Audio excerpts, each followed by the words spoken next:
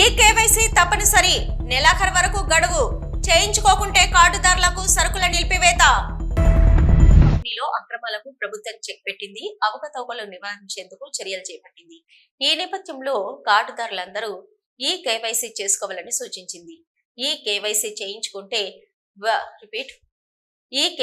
చేయించుకుంటే కార్డుదారులకు రేషన్ నిలిచిపోయే అవకాశం ఉందని సంబంధిత అధికారులు అంటున్నారు. ఈ కేవైసీకి నెలాఖరు వరకు ప్రభుత్వం గడువిచ్చింది. 2 నెలలుగా ఈ కేవైసీ నమోదు జరుగుతున్నా చాలా మంది కార్డుదారులు ఈ ప్రక్రియను పూర్తి చేయించుకోలేదు. నంద్యాల జిల్లాలో కార్డుదారులు చాలా మంది జీవనోపాధి కోసం ఇతర ప్రాంతాలకు వెళ్తుంటారు. వీరు నెలల తరబడి గ్రామాలకు రావడం లేదు. ఇలాంటి వారి పేర్లు కార్డులు తొలగించకుండా ఉండాలంటే ఈ కేవైసీ చేయించుకోవాలి. ఇటువంటి వారు స్థానికంగానే కాకుండా రాష్ట్రంలోని ఏ ప్రాంతంలో ఉన్నా అక్కడికి మీ సేవా చౌకధరల దుకాణం, ఆధార్ కేంద్రాల్లో ఈ కేవైసీ చేయించుకునే వెసులుబాటును కల్పించారు. అయితే ఈ ప్రక్రియపై ప్రజల్లో అవగాహన లేదు.